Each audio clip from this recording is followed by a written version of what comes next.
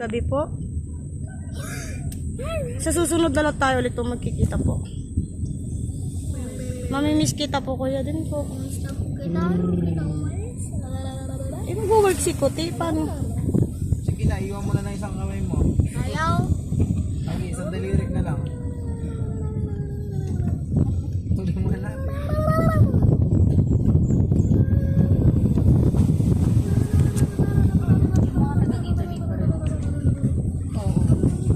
Ay, hindi ata.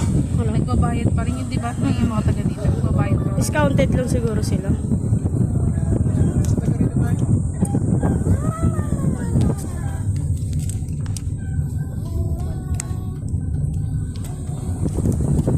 Yung mga kalsada ng ganito.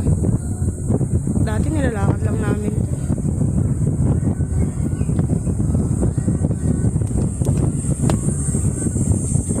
Saan magpa-park din dito?